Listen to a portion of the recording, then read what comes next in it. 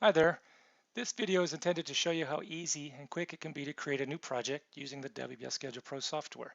We'll use the WBS charts to show you how to break down a project.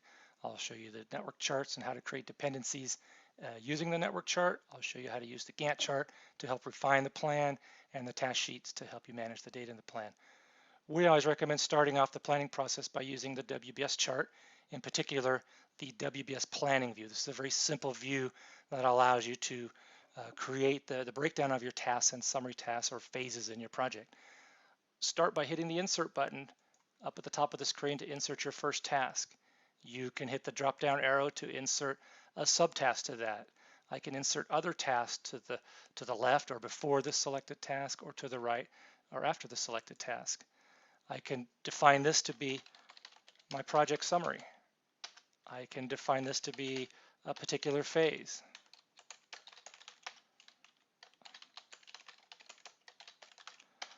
I can break down the project by selecting this particular item, inserting a subtask to that, inserting another task to the right of that, and another task to the right of that. I can also use my arrow keys or my keyboard in conjunction with the Alt key. I can hit my arrow keys to create a task to the right, another task below. So that's a nice quick way to add tasks by using the Alt arrow keys on your keyboard. I'll go ahead and back out of that one and add some more tasks below the programming phase.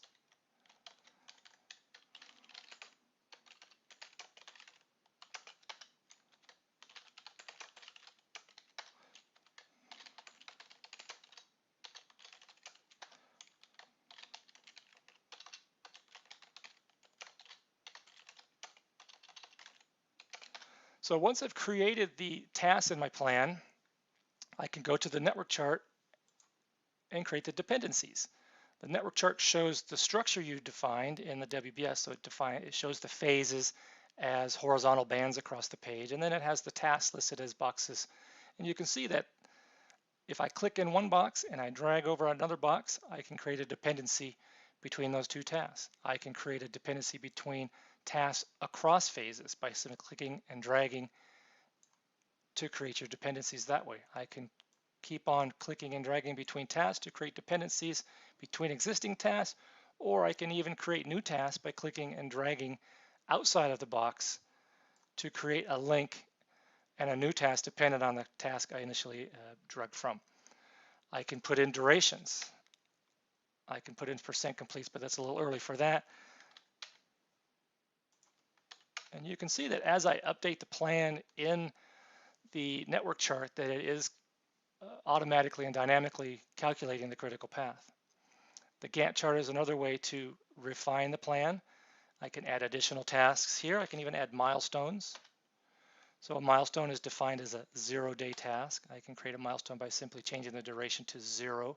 I can make links in the Gantt chart to my milestone. Let me try that again. I can rearrange tasks. I can even insert tasks in the Gantt chart. Maybe I want this to be my start milestone. Make that a 0-day duration. Link it to my very first task.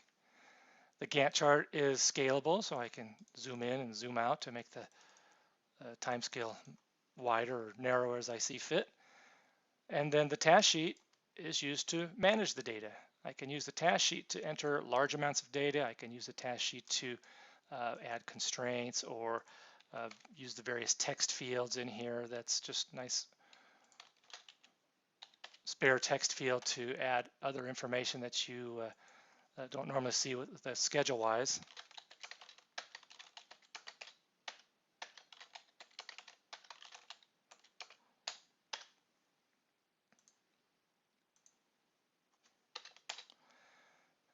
And that's how to create a very, very quick plan. I can switch back and forth between the different views that I've used. I can go back to the WBS. I could choose a different WBS to show a different way of displaying the data. I can show a WBS that even shows hours and costs and update costs and hours for the particular tasks in the project. I can go back to the network chart. The network chart again shows the dependencies between the tasks, much like the Gantt chart, but the Gantt chart is more of your typical bar chart. and the task sheet shows just a grid of data. When I'm through with that, I can leave this as a standalone plan, or I can export it to Microsoft Project, and it will take all the information that I've typed in here and create a nice new Microsoft Project plan from that data. If I do that to go to Microsoft Project, I give it a name,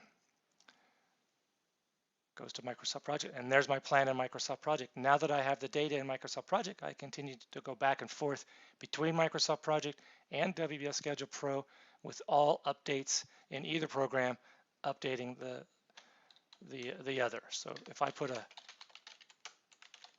Microsoft Project task in here and I go look at the WBS, I can see that it has put the Microsoft Project task in the WBS. So that's the real basics to creating a plan in WBS Schedule Pro. Hope that helps. If you have any questions, you can see our website at criticaltools.com or email us at support@criticaltools.com.